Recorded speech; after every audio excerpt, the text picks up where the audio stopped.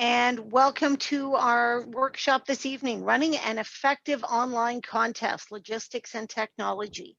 It's definitely the topic everybody has been talking about, and I know it's something that's been a very active concern for many, many members, and especially for our district leaders as we're approaching contest season.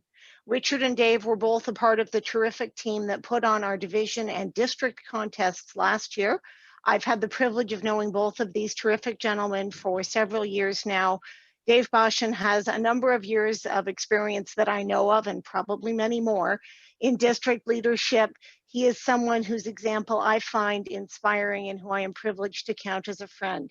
Richard Abel is someone I've gotten to know a little bit more recently, but I've also come to count him as a friend and to greatly admire and respect his own commitment to district leadership and the great effort and skill that he puts into that. Richard and Dave, thank you so much for your time and effort in putting this on for us tonight. I'll turn things back to you, and I'll remind everyone as well at this time, please mute yourself if you're not speaking. Feel free to leave your video on if you'd like to do so, and if you have questions, put them in the chat.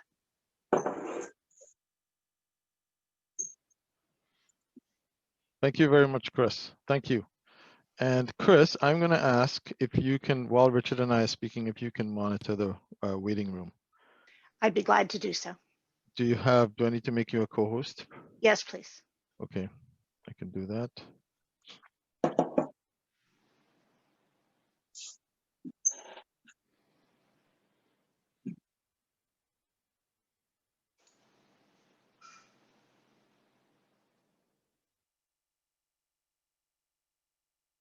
Finding you, finding you, finding you. Yes, I found you. Okay. Perfect, you're a co-host. Okay, welcome everybody to running an effective online contest. This workshop is about logistics and technology.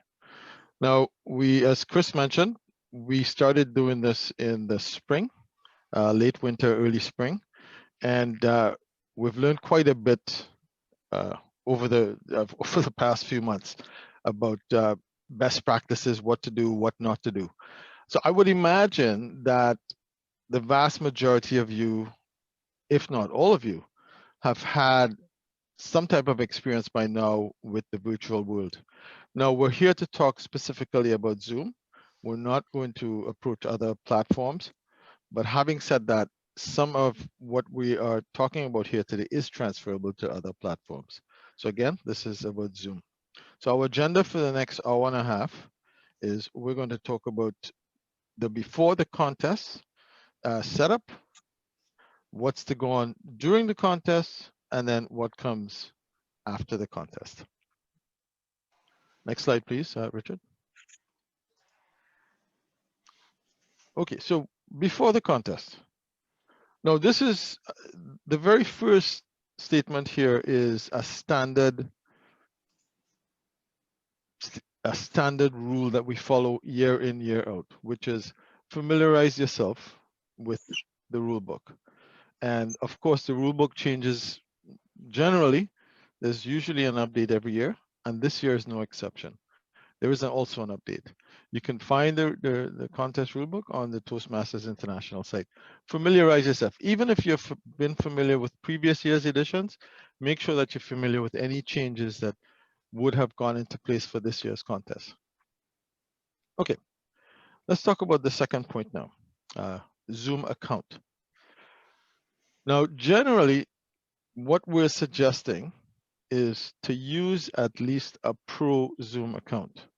Now, yes, the Pro Zoom account is a paid account, but the reason why we're suggesting the best practice is of a Pro account rather than the basic account is because the basic account is set, or the rule that Zoom has set it at is it cuts off after 40 minutes. Now, you don't want to be in the middle of your contest and all of a sudden Zoom cuts you out. That's a suggestion here. Once you access your Zoom Pro account, you want to enable breakout rooms. Now, why do you want to enable breakout rooms? Consider a real contest. oh, sorry, not a real contest, but a live contest. Consider a live contest. In a live contest, you're gonna have briefings, you're gonna have competitors, contestant briefings, you can have officials briefings. You want to create a breakout room inside of your Zoom meeting. And is there anybody here not familiar with breakout rooms? Just a quick yes. Well, quickly, what a breakout room is inside of your Zoom account or your Zoom main meeting, you have the option of creating subsets of that room or little tiny rooms within a room. Now, if you have a room within a room or a breakout room, you can then assign any amount of officials. In this case, you want to move, let's say you want to have your briefings, your judges, your ballot counters. You want to move them away from everyone else because you don't want the competitors or even the audience to know who those officials are. In particular, we're talking about the judges. Hence, you have a breakout room. Now, what you want to also do beforehand is you want to organize your contest chair, of course, but you also want to have a Zoom host and co-host. Excuse me for a second. I feel a sneeze coming. 1 second.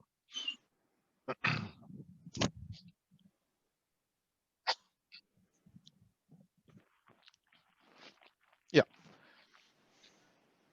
Now, I see some questions popping up. Chris, if you see anything relevant to what I am presenting, please feel free to give us the question. I Now, will definitely do that. thank you. Dave, the current question does look to have some relevance, and I think there are some other options that could be considered for those who are not going to be using Zoom for their club contests.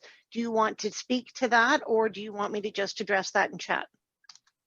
No, let's talk about it because Okay. if somebody has a question, then that question may be in the minds of others. So what exactly is Exactly. the question? The question is, do we need to have breakout rooms to run any contests as mandatory? Because Microsoft Teams does not offer breakout rooms as an option. Now, Wendy's already clarified that breakout rooms are needed. Adam has commented that for Teams, you can have multiple team accounts on the ready. Perhaps you could speak very briefly to why the breakout rooms are needed so that those who are, say, running a club contest on Microsoft Teams will be able to look at what other options might exist for them for that club contest. Now, granted, I accept that not everybody will have access to a Zoom account.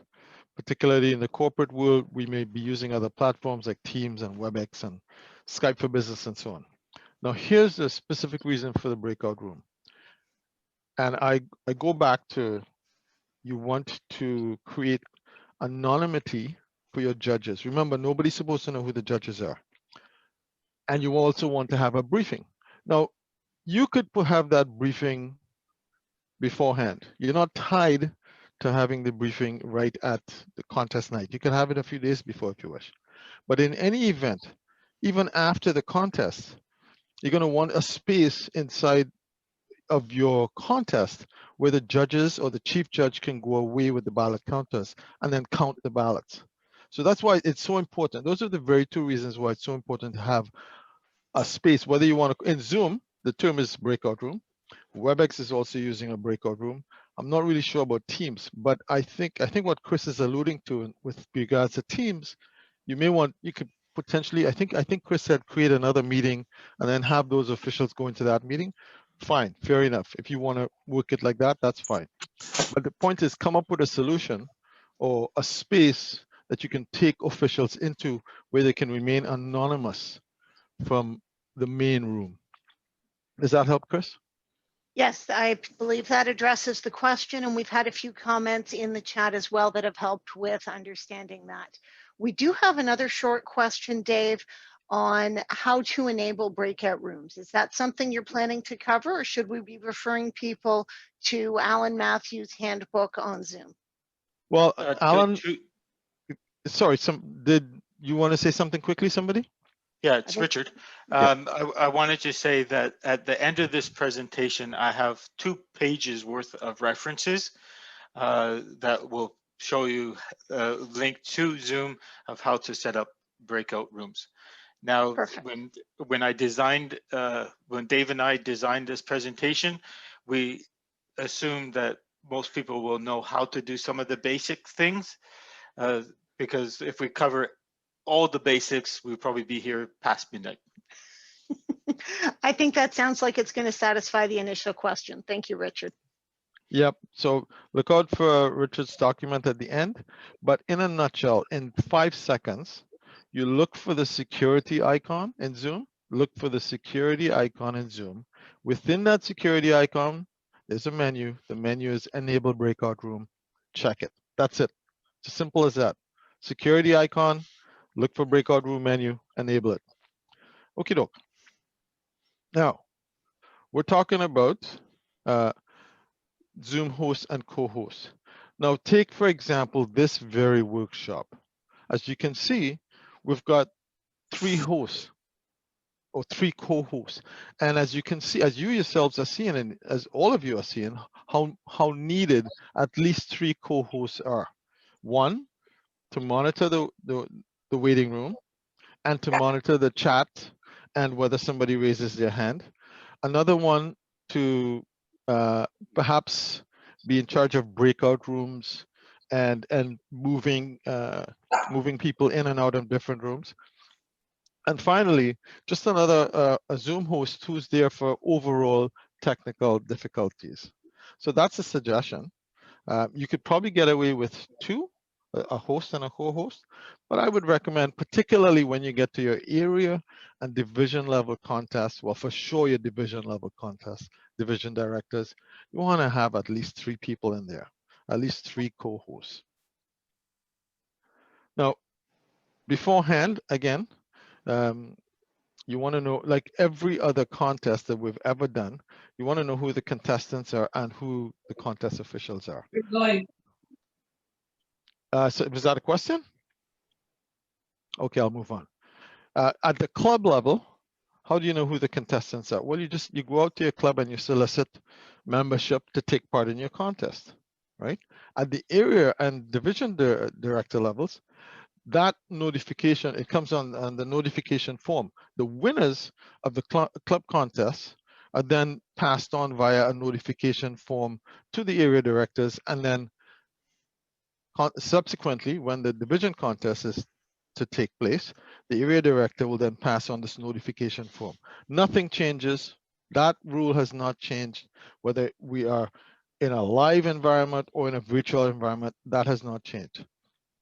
Contest officials, the same rules that apply to your live environment applies to your virtual environment. You want to know who your contest officials are before your contest. You don't want to be scrambling at the moment of the contest, or when the contest is beginning, looking for judges, or looking for ballot counters, or looking for a contest chair. You want to set all of that up in advance, but that stuff's all standard. Okay, Richard, can we get the next slide, please?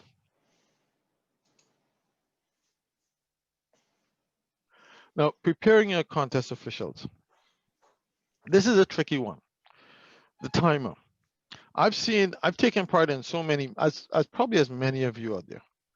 I'm sure many of you have taken part in at least 1 meeting a week, some of you 2 meetings a week, some of you 3, 4, 5 meetings a week. I know some of you are that involved in Toastmasters that you're doing a lot of Toastmasters meetings, whether it's club meetings or officials meetings or admin meetings. I know some of you are just totally involved. Now the time, I've seen all variations of the timer. I'm sure you guys have seen all variations. I'm seeing some people holding up their mobile to the camera. I'm seeing some people using like a bell. This is the suggestion that Richard and I are coming up with. We're saying, if you go on to the Toastmasters International resource menu, so just log into your Toastmasters International site. As a matter of fact, you don't even have to log in. Just go to the site and look for the resource menu. Within that menu, there are images for color cards that you can then install or download to your PC. And then in the Zoom world, what you do is you make those very cards your background. So you're with me? You're with me so far? we're downloading the colored cards that Toastmasters Internationals has presented in its resource menu. And then you install those colored cards onto your Zoom background as the timer. And so when it's time to be green, you just choose the green card as your background. When it's time for the yellow, you flip to the yellow. When it's time for red, you flip to the red. Does that make sense? Am I explaining that carefully? I mean, it's pretty straightforward stuff, right? I might even have it here in my own. Sounds good, Richard. And it looks like Azar is posting the links to those for us in the chat. Thanks, Azar. Now, here's the thing. If you notice, I just put on my green card, right? Here's a suggestion. Here's the best practice. For the timer, what I'm going to suggest, timer, is that you actually block your camera. See what happens when you block your camera? You get the full color of the card. So that's a suggestion. You also want to suggest to the speakers that when they're speaking, they pin you.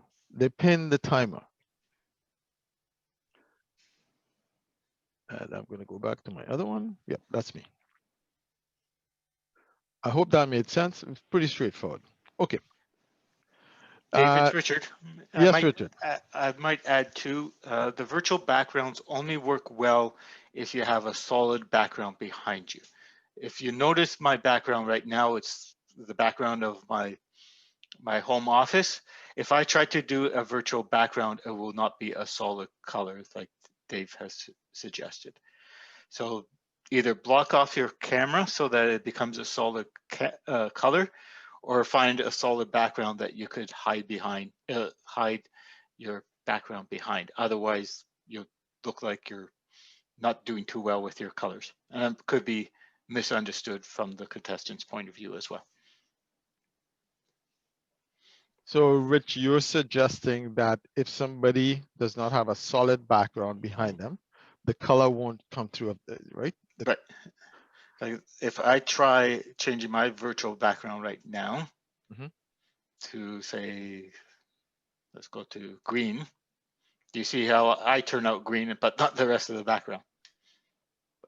So that could be hard to understand because my background is not a solid color. But like Dave said, if I cover my camera, do you get my solid color? No. No. So you have to be careful of that when the timer is setting that up. You actually have to, sorry, I don't mean to interrupt, but that's actually a limitation on Zoom. It's a hardware issue. Where you have, people are just gonna have to test beforehand because some people's computers graphic card, that's how come it does that funny mixed, it can't tell where the difference between you and the background is.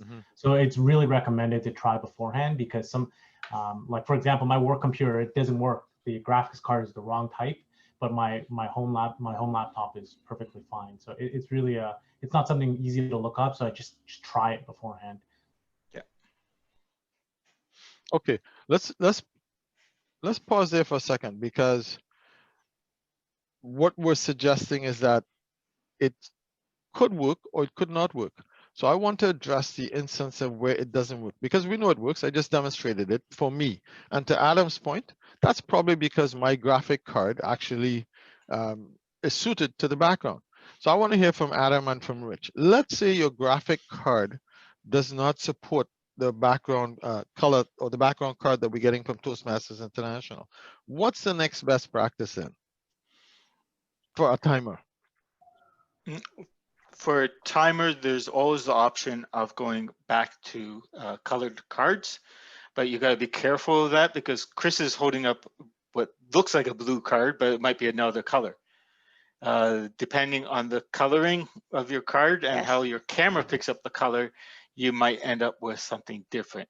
Yes, it's actually the green card I'm holding, Richard, and the reason you're not seeing it is because I have an actual green screen behind me and it disappears. The yellow card and the red card work better, and the green one works better when I am not using my green screen. But you'll notice the other thing I've also done on these is that I have written the word. Which you can't see, Chris. Oh, can't you? Okay. No. There you go. It's the thought that counts. Okay, thank you, Chris, Richard, and Adam. I love that. So what we're suggesting then is, in my case, or in the case of many of you, where your PC, the graphic card on your PC would support the cards, the virtual cards, use them, use the cards. But as Richard pointed out, if his PC doesn't support the graphic card, then as Chris was showing us or demonstrating, we have to go to a physical card. So have physical cards ready, timers, green, yellow, red, and literally hold them up to your camera. And take your background off.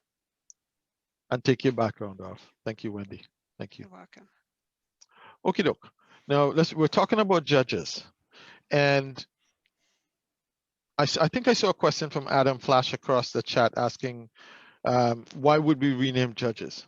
Well, here's the reason, and it harks back, Adam, and anyone else wondering, to us wanting our judges to be anonymous. We don't want anybody to know who the judges are, because you never know.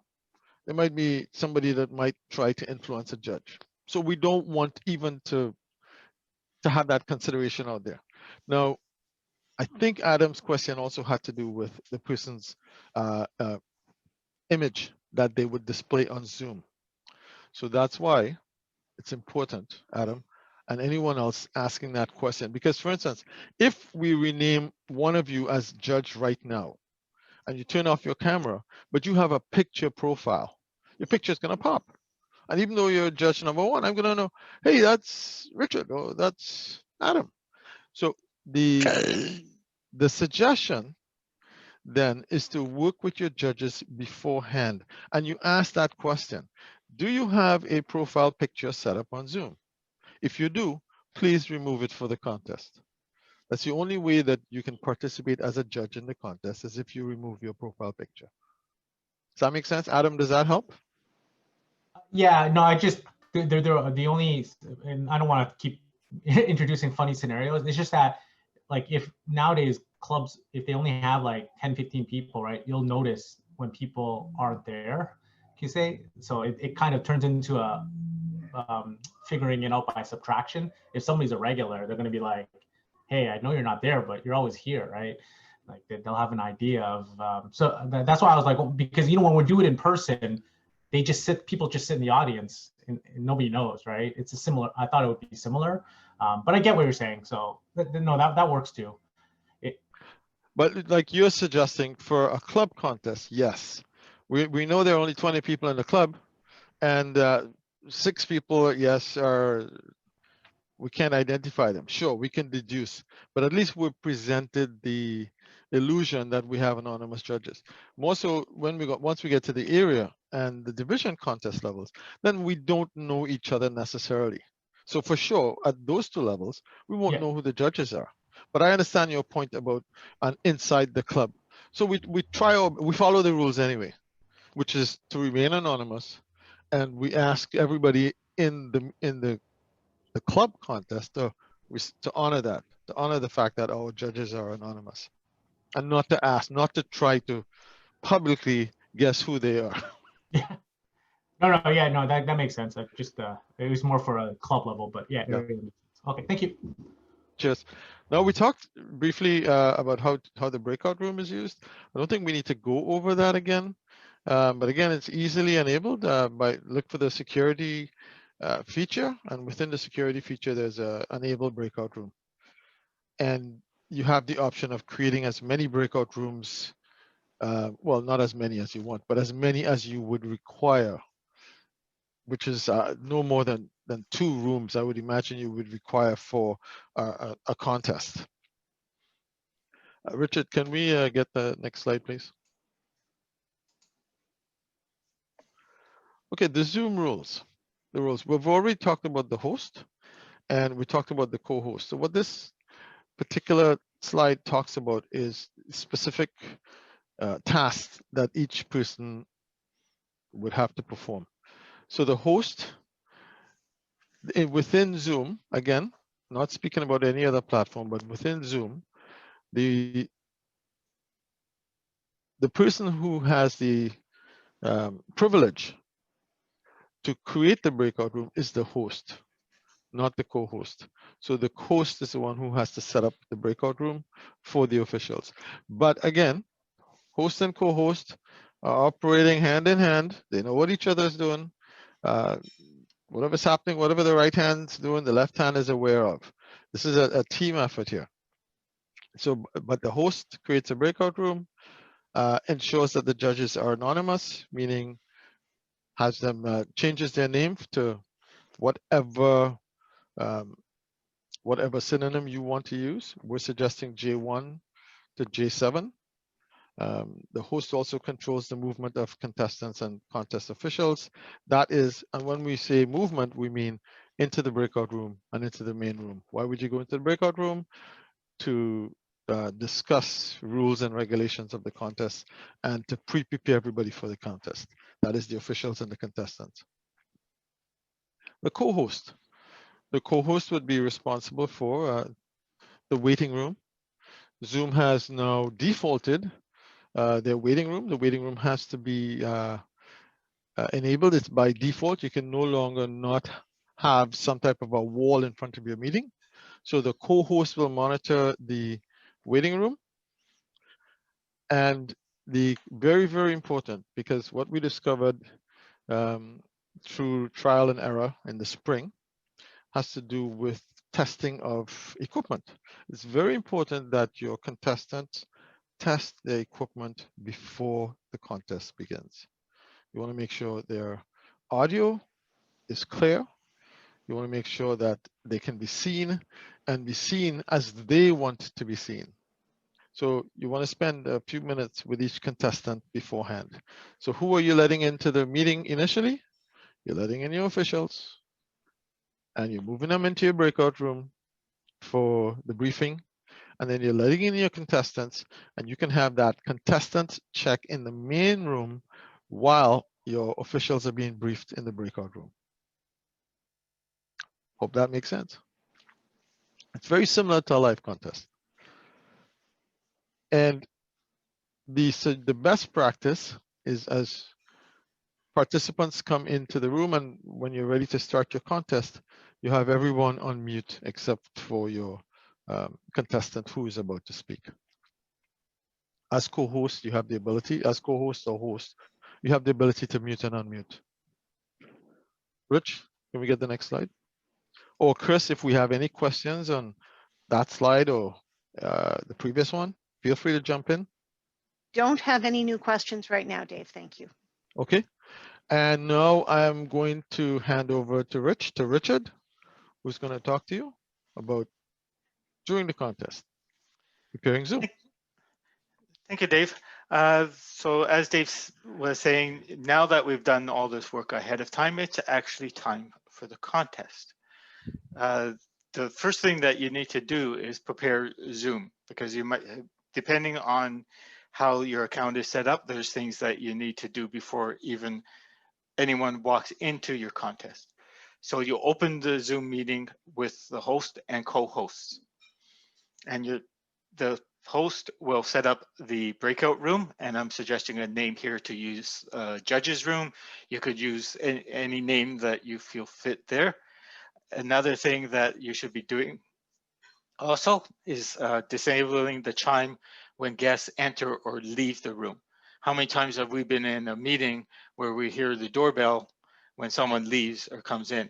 Imagine how distracting that would be to a contestant that's speaking, that someone drops off the call for some reason or not other.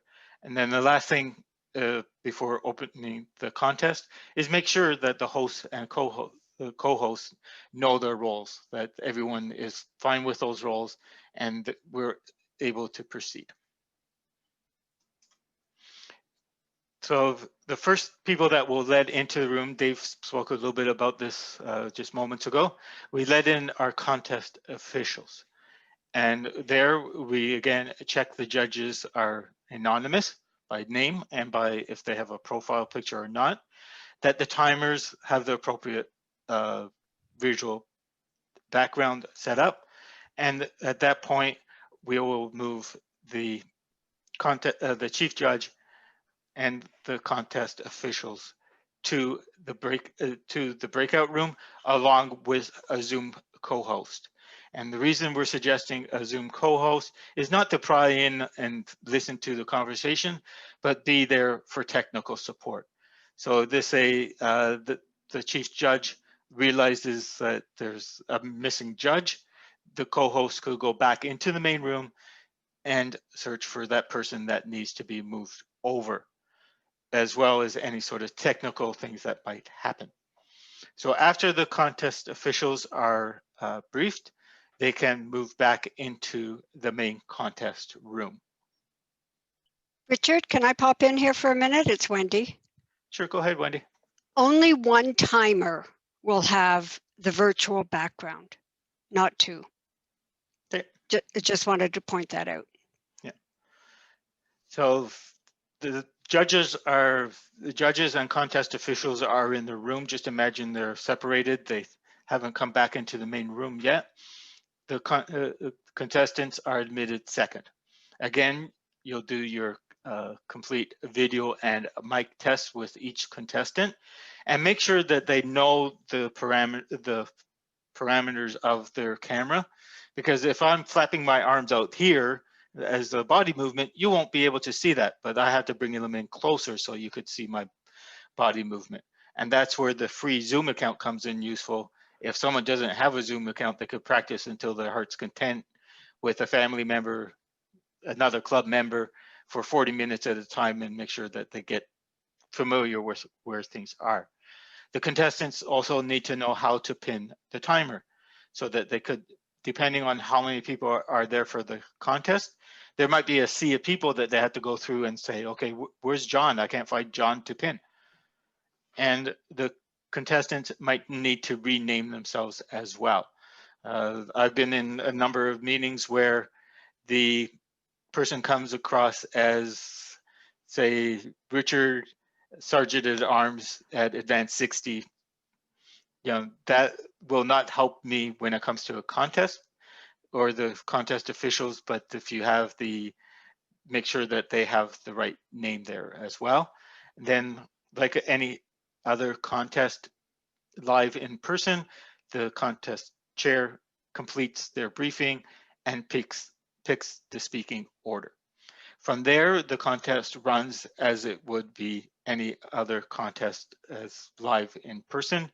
Hopefully your technology stays up. People don't drop off because of technology issues, but you know, the contest runs as normal.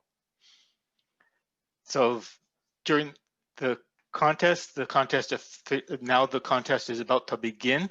The contest officials return from the breakout room. The contestants pin the timer, and late arrivals will wait in the waiting room while the contest is on, because you don't want to be distracting people when they come in.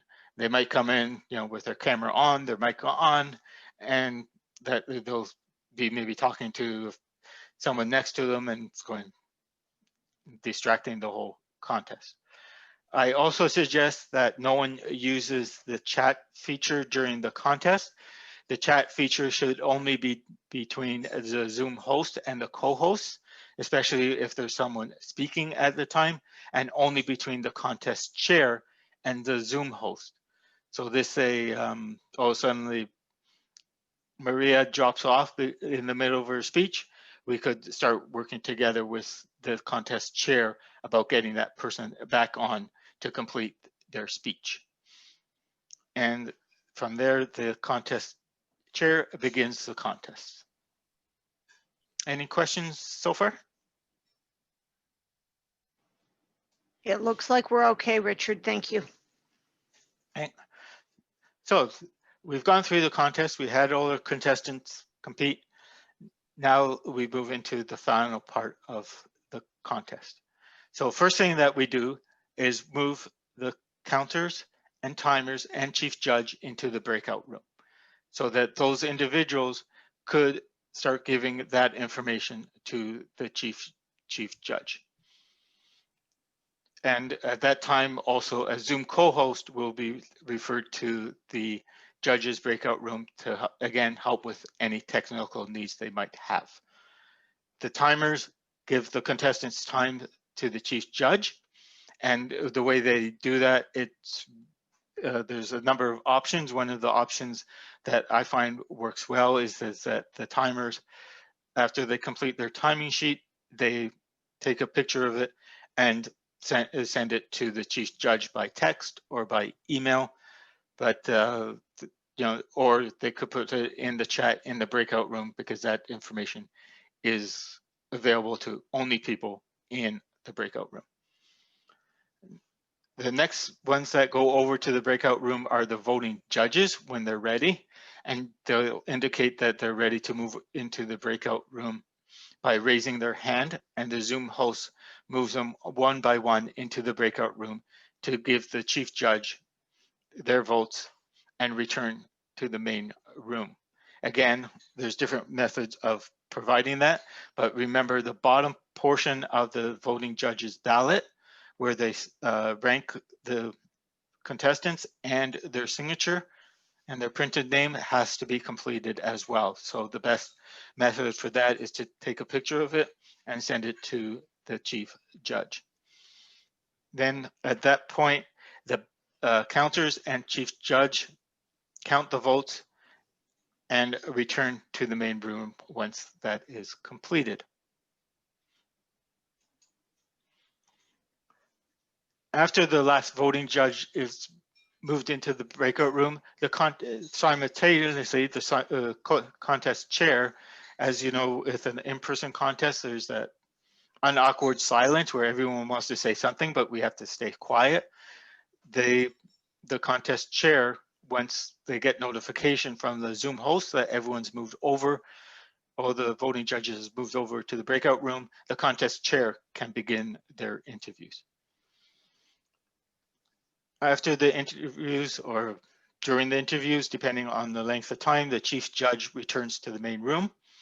The chief judge and the contest chair are moved to the breakout room to review the results with a co-host for support.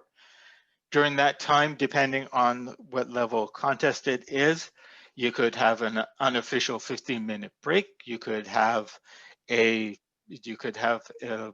message, say, from a district leader that's present for the meeting, but that has to be determined ahead of time what you're going to do to fill that airtime while the chief judge and contest chair are out looking at the ballot and the results.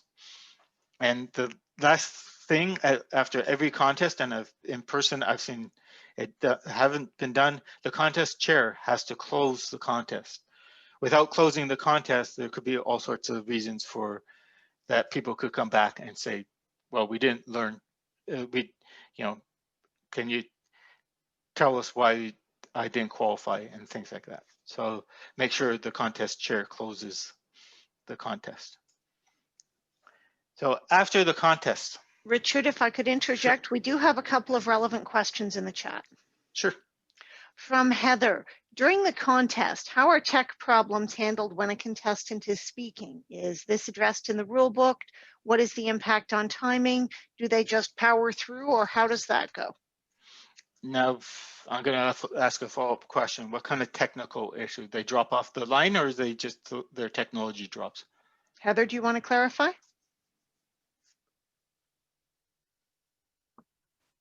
I don't even know specifically what it might be. I just, tech problems happen. So Yeah. there's probably 5 or 6 different scenarios. Okay. All right, if I could step in there. Last year, it's Wendy. Last year, for the division and district contests, we had a whole contingency plan for technical errors and technical challenges. They were well laid out ahead of time, and we can show you those guidelines before we do the contest. That would be helpful. Thank you. Thank you.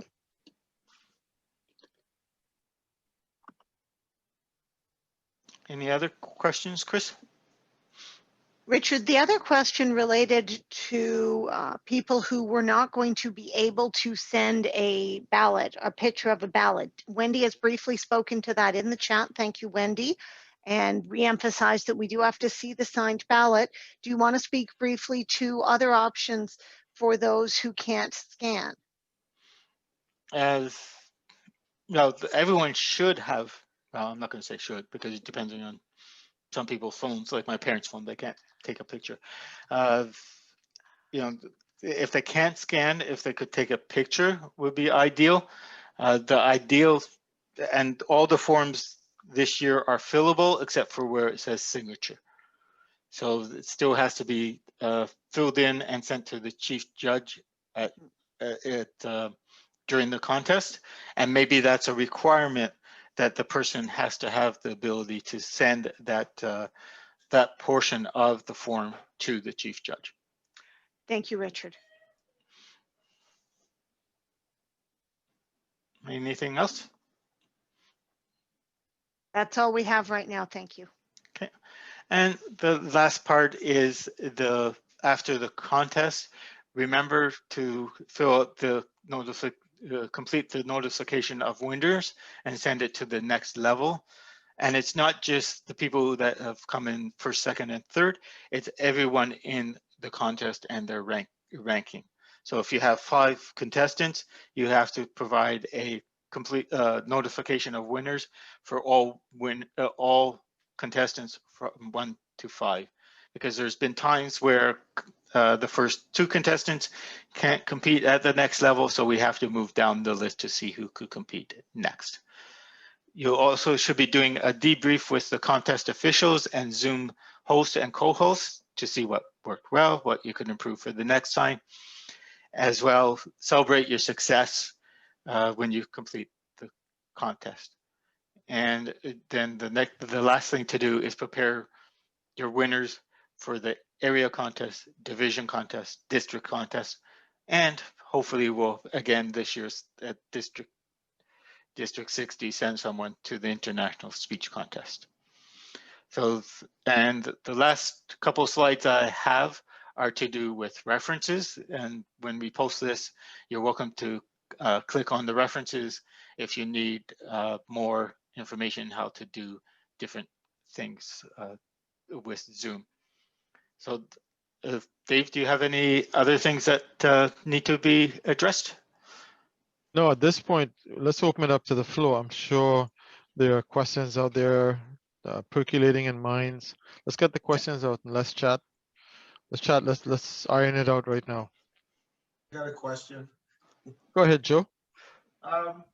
There's some people that got into the meeting late and some couldn't get in at all, like Renee.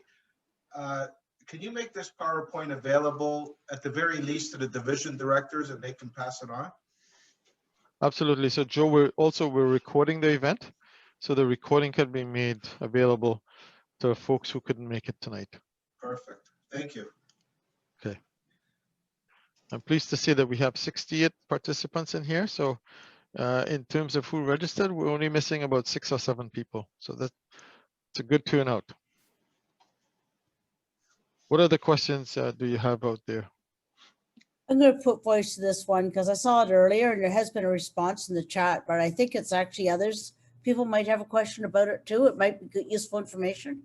So if a person is a judge and they do their score and they fill out all the papers and then put the paper up to the camera and the judge takes a screenshot of it, can that count? And Adam asked that. I don't want to take credit for this, but it was a really good question and a really good suggestion. I don't know the validity. I just wondered what thoughts were on that. As long as everything is clear enough that they could be seen and screen captured. Just a thought. That's a great question, Luis. I actually have not seen that done. I have not seen that in any documentation. But having said that, we're in a brand new world and we're having to pivot and adapt constantly. So, I mean, it sounds reasonable, but I wonder what Wendy thinks about something like that, where. You know, what you haven't talked about tonight is the fact that we created an online scoring system in the breakout room. And everybody put their scores in that online platform. And that became the foundation. And then from there, the judges had to provide their signed off copy of first, second, and third to the chief judge. So we had two elements of checking. So maybe on another call, we could get Bruce Richards to talk about how he created that, which we then had Mhm. in the breakout room. Yeah, I remember he used what's called SurveyMonkey. Yes. And so there is that. Richard, do you want to talk to the SurveyMonkey? I could talk a little bit about SurveyMonkey. I'm not that familiar except for an end user when someone sends me a survey. The thing is with SurveyMonkey, it does take a bit of time to set up, to make sure it's set up ahead of time. Yep, you've set it up ahead of time. And you know, someone has to be familiar with that, not just setting it up, but how to pull the results as well.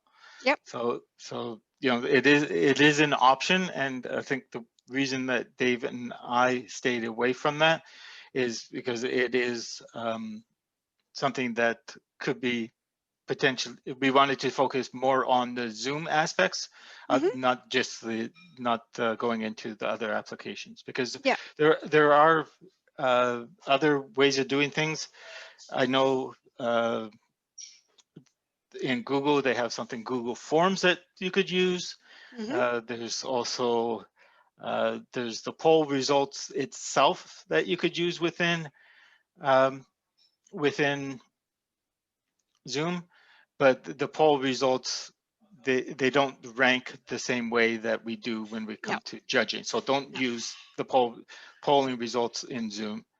And so I think we need to do a follow-up call of how the judges can execute their ballots in the breakout room.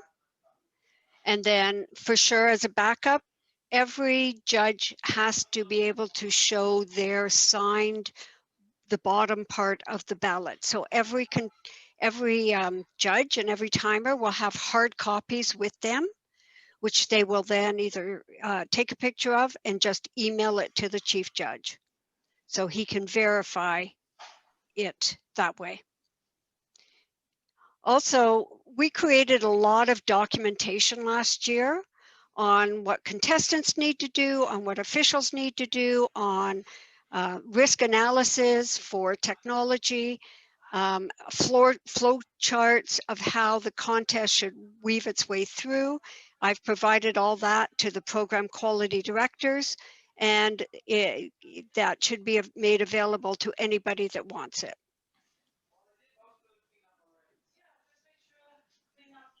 Any other questions? There are more questions in the chat, actually, Richard and Dave. One from Gongju is there any technical or background requirement for the contestants? Now, I'm going to clarify that this is beyond the requirement that they need to have completed level 2 in their path, or 6 speeches in the Competent Communicator Manual, be a fully paid member in good standing at every stage of the contest. And I've probably missed something there, but other than the requirements in the rule book, are there any other technical requirements? Well, if we're talking about a contestant, which I think is who we're talking about, Chris. If we're talking about a contestant, the contestant the best practice is to have a working camera and a working microphone. Now, I saw at the very minimum, I know someone, we've had a few contestants in the spring contest who were using their phones. Mobile is not an ideal way to participate in the contest, but you could get away with that. I suppose that would be the bare minimum. But ideally, again, to answer the question, you want to have working video and working audio. I hope that helps. And according to the TI rules, the contestants are responsible for their own equipment. Thank you, Wendy. Chris, what else do we have? Karim has asked, can polls be used in the breakout room for judges scoring? And I feel like this is almost going to be part of that offline conversation on scoring ideas and methods. We've also had conversation about Google Forms, MS Forms, and also some conversation about a mock contest.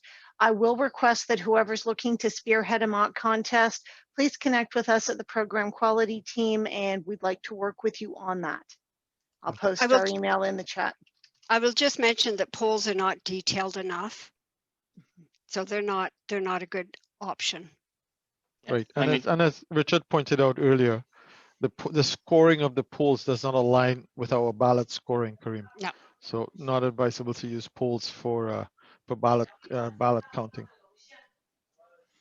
Okay, I see something about MS Forms. I can't speak to MS Forms. Can we use that instead of a signed ballot? Again, to Wendy's point, we will distribute those documents that were signed off on at the last contest season. Another question from Janice. Can we turn off the chat function at a portion of the meeting? Yes, chat can be turned off. I'm wondering where the question is coming from. Why would you want to turn off the chat? Is it to remove a distraction, Janice? Is that what you're thinking? To remove distraction from the meeting? What are you thinking there, Janice, if you want to expand on your question?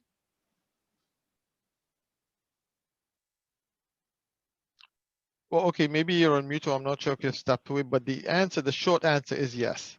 The chat function can be turned off. but don't forget too, if you're turning off the chat function, that there's no way for the Zoom team, I'm going to call them the Zoom team, which are the hosts and the co-hosts, and the contest chair to be communicating with each other during this. If something happens during the contest itself, you're going to lose that ability to chat with each other.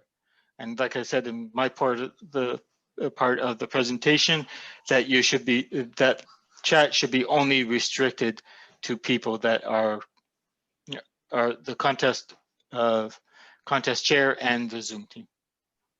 And if I can just step in, at the division level, on my team, there were 4 technical Zoom people. So 4, like we had a host and 3 co-hosts, just handling all the different elements of the technical side of it. And just so as you talk about a host and a co-host, that's only 2. As you get maybe up into the division level, do look to have more Zoom people on each contest. Dave, it looks like Janice had dropped off and is now back on. If you want to see if there's any more clarification needed on her question. Hi, Janice. We were just discussing the question that you posted about turning off of the chat functionality. The short answer is yes, you can turn it off, but you will remove the opportunity of the officials to be able to chat with each other if we turn off the function, because it'll be turned off for everybody. So not entirely advisable, but technically, yes, it can be done. Michelle's asking, Michelle's got a pro account, but she cannot assign a co-host unless they have an account. So I think, Michelle, we're talking about 2 different concepts here. What you're talking about is having a co-host from the perspective of somebody being able to start the meeting on your behalf if you are not available too. So yes, you're absolutely correct in that,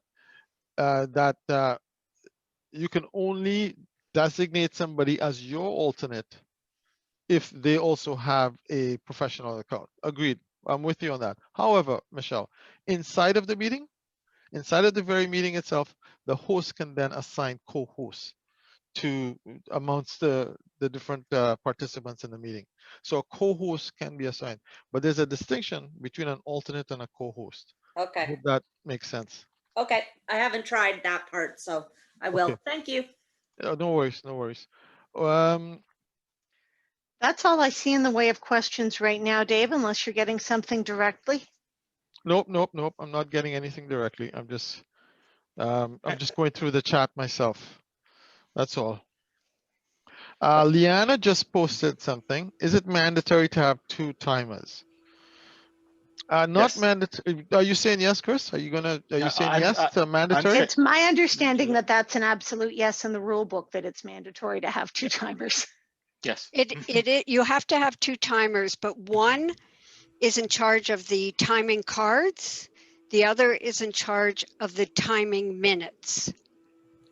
And they work with each other, but that's the distinction between them. You don't have a timer, you don't have 2 timers both showing cards. Leanna, does that help? Yes, I see Leanna's replied. Thank you, she says. I have an issue with that, Wendy, in the sense that in the virtual world, it's not like you're next to each other where you're sharing the time and they can hold up the card. In a virtual world, how do you do it? Because a timer that's holding up the card will also be watching the time, Okay. but the person that is actually watching the clock full time is the official time minute person, and the person then is holding up the cards.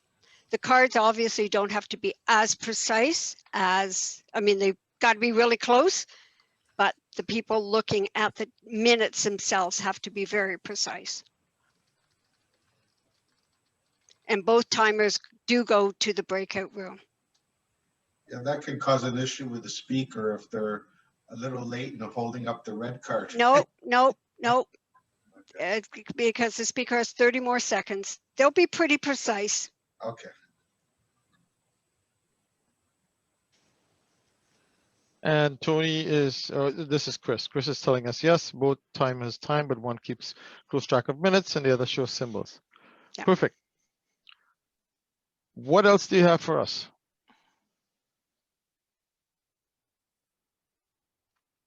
All I'm seeing right now, unless we've got other questions that somebody wants to voice directly. Here's one from Joe Chang. Joe says, should we unmute the audience while the contestants are speaking for audio responses? No. No. No. It gets too distracting for the contestants. Okay, thank you. Cheers, Joe.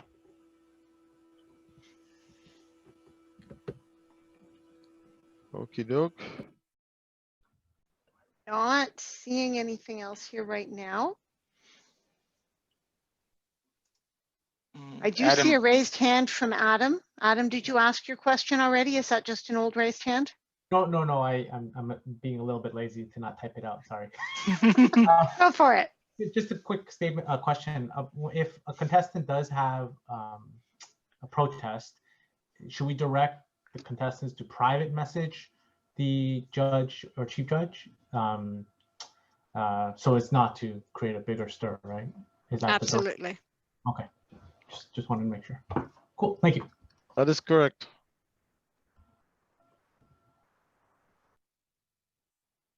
And this would be part of the rules that the chief judge would talk about before the contest begin. So that should be made clear before the contest begin by the chief judge. Yeah. Okie doke. What else do we have? Anything else? Has anybody started planning their contest as yet? I mean, we're almost into December. And as I saw, I think it was Kareem mentioned that 2 decks ago. We don't necessarily, we're obligated to have international speech contests, but we're not necessarily restricted at the club level from just having an international speech contest. We can have other contests if we so desire. Can the contestant pre-record the speech? No. Do you mean, okay, so Wendy, you obviously, you know what he means, what Joe means. Does Joe mean pre-record and then use that as the contest speech? Is that what you mean? It depends what level you're talking about. Okay. So in the top level? Pardon? In the top level. In the top level, the program quality directors will organize that at the district level. I mean, in the club level, do you allow that? Club, at the club level, Wendy. Clubs can do whatever they want. Okay, good. We're working on the area division and director level. Okay, thank you.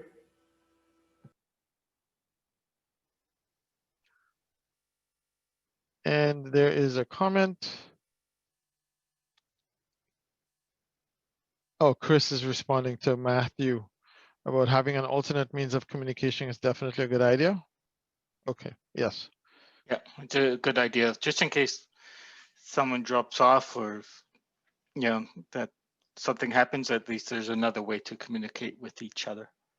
Well, what we have done amongst us as officials is we've exchanged mobile numbers also. So we have backup. And that's a suggestion that all the officials of a contest may want to do. Exchange mobiles, just in case the technology breaks down. At least you have another means of communication. And on Rich? our list of all the contestants and the officials, on our list, we had names, emails, and cell phone numbers so that we could text one another.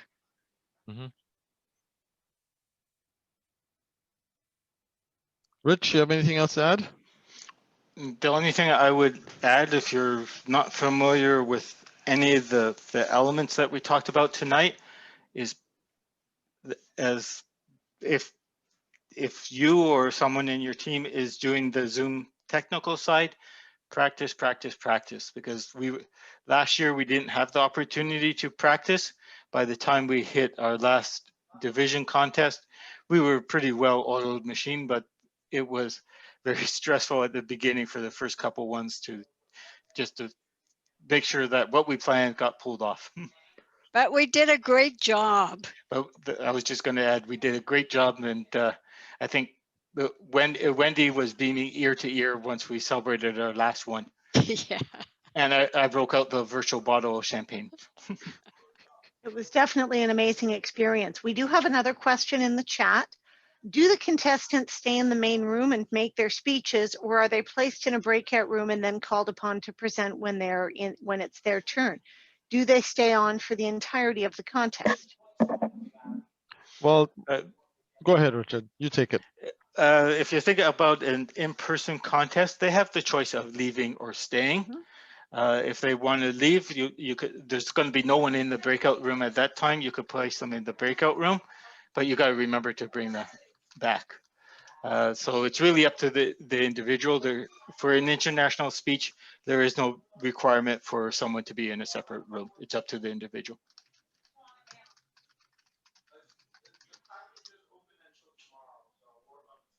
I have a question. Yes, Louise. Actually, it's more like a comment or best practice. High Park speakers, I don't know if there are any of them here today, but I will say hats off to them because they actually did they did a table topics contest, and they didn't care about the rules because it's within their club. But what they did is for the sole purpose was to get used to Zoom and get the judges used to it and working out some of the kinks. So there's opportunities like humorous contest, tabletop contest, evaluation contest, anything, not going to a next level, but it's something you can do. And if you have to say it, make mistakes on, but at least have the ground rules all now kind of worked out and you're ready to go for January. Just some thoughts. That's a great suggestion, Louise. So whereas I saw in the chat somebody was suggesting a mock contest, Louise is taking a step further and saying, why not just have a contest just at the club level? Have a table topics contest or have a humorous contest and just work out the kinks. Practice your Zooming for the international contest. I love the idea. Thank you very much. Give the credit to High Park. High Park was the one that led on that. Bravo, High Park. Bravo. Bravo. Yeah, I know a club in Division B that's been doing that too. So. Okie doke. What else? We've got some other useful information in chat. Karum's kindly posted a link to the District 86 site. They run their contest season at a different time frame than we do, so they are doing club contests now. If you want to go and visit a club outside of our immediate area and get to know some new people in District 86, connecting with somebody about their contest could be a great way to help out and get a feel for what someone else does and learn accordingly. We had a question about deadlines for area and division contests, and that is also answered in the chat. Club contests need to occur in January, area contests in February, and division contests in March. And let's see, nope. That looks like it's it for questions right now. Okay, it doesn't matter where in that month, so long as the contest occurs within the month. So it could be January 1st or January 31st for a club. It doesn't matter.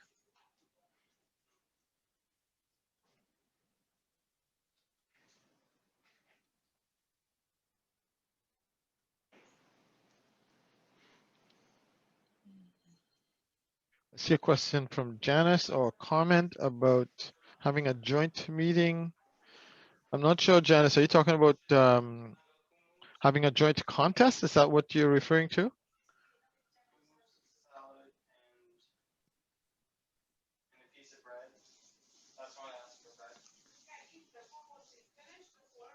If Janice isn't on there, her comment was that her club was partnering up with another club to help with each other's contests.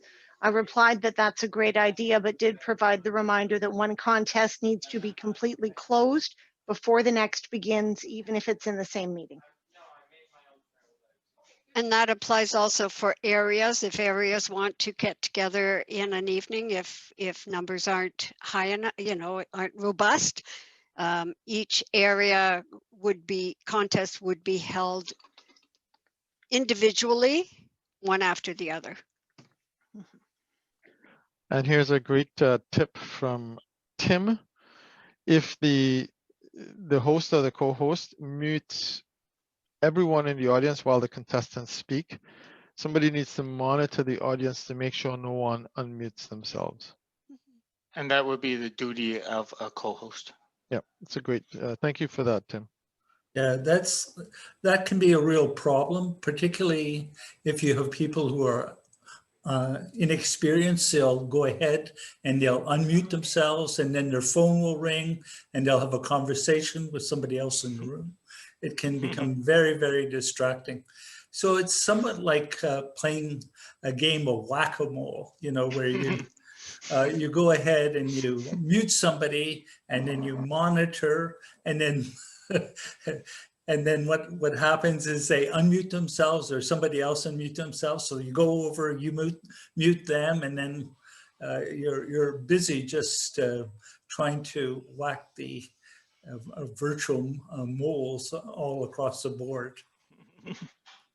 It's also a good idea if you're going to play whack-a-mole to have the screen set to 50 rather than 25 if you're on a PC. Yeah, that's not an option for all computers, Tim. Well, for example, if you're on an iPad, you only get 9. Well, that's true, but on all computers, it is not possible to see 50 people. For example, on my computer, I have an i5. The most I'm going to see is 25, no matter what I maximize. Kenji Ferguson happens to have an i7, and he is able to see 49 people on his. Oh, okay, interesting. Yes. Azar is commenting that in his youth leadership programs, he's usually got a tech team continuously monitoring for mute. Makes sense, Azar, makes sense. And then Matthew is suggesting it may already be part of the host script, but it's probably a good idea to remind the audience as the contest gets underway to follow the etiquette around muting. Absolutely, Matthew, absolutely. Yeah. Contest chair should be reminding everybody to be mindful of muting themselves, yes. Kareem saying some I guess some iPads allow 49. No, some i5s. i5s. Isn't that an iPhone? No. What is an i5? I think it's an operating system or something. That's correct. He's referring to the Intel operating system. Ooh, I was right. It's actually the processor. Well, it's actually a chip. So you have an i5 chip and i7 chip. They're different technologies that have been implemented by Intel. And the numbers that we're talking about, Tim and Kareem and Chris, we're talking about the number of faces that we'll see on the screen. Am I correct? That's right. Yes. That's what we're talking about. That's so, right. Yeah. So 49 would be, I mean, if we can squeeze 49 people onto the screen, that'd be really tiny faces. What's the best practice, Richard, as far as you're concerned, to the number of people we should have per screen? That I can't tell you. It should be, well, during a contest, it should be only the person who's speaking. Mm-hmm. But how many people have their cameras on and observing the contest? You might want to consider having people turn off their cameras, but I know some people were saying that they need the audience feedback. So it's hard. Well, they won't hard- have the audience feedback because as a speaker, that's the only person you'll see on the screen. Yeah. The reason why I was suggesting having 50 people on screen, if you're the co-host and you're playing virtual whack-a-mole, it's easier to get to different people turn off their microphones if you can see more of them on the screen, and easier to determine who has turned on their microphone. You know, when we had the division contest last year, we had everybody turn off their video and turn off their microphone so that the drain on the technology was minimal and to minimize any disruptions to the speakers speaking and to their technology. So Michelle, does that answer your question? Because that's exactly what Wendy just spoke to. You're asking if it's better to have video turned off for the audience.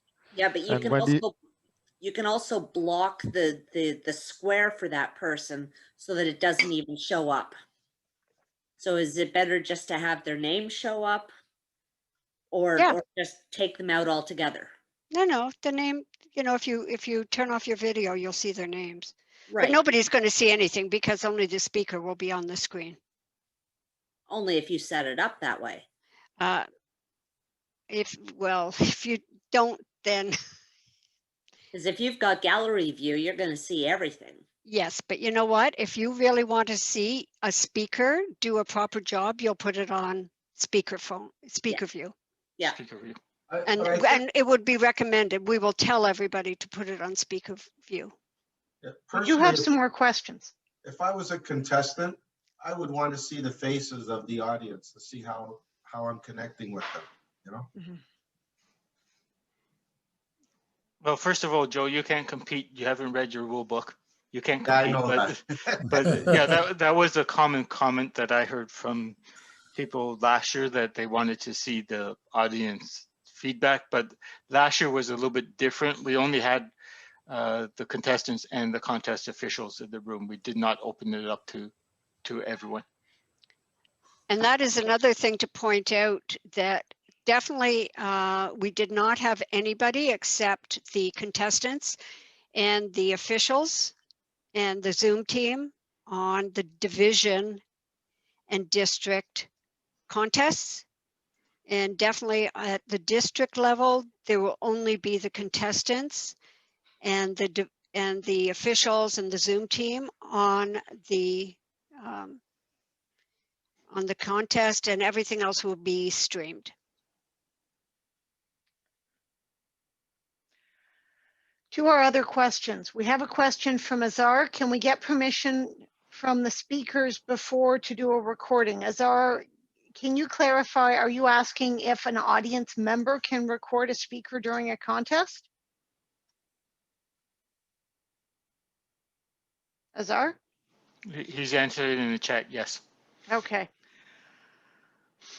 It's my understanding that audience members cannot record during a contest. Wendy, do you have clarification on that? Yes, audience members cannot.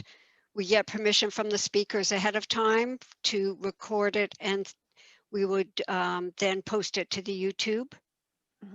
Okay, thank you, Wendy. And from Ken Andrews, what if the contestant requests audience microphone on and accepts the associated distraction risks? They may want to have audio feedback also. Again, I feel like this is a district judgment call, Wendy. And this is something that we would discuss with the contestants ahead of time. Okay, thank you. Karen's pointed out that there's a spotlight function which automatically puts everybody into speaker view for the same person. That's a great thing for a Zoom host to know at a contest. And that looks like it for questions right now. If I can just say one more thing, thank you so much to Chris Nelson for organizing this very, very important training session. And just send to her and Anita any further questions that you have. And I know that the program quality team will be clarifying questions and updating you on information as we go over the next couple of months. So thank you so much, Chris. Thank you, Wendy.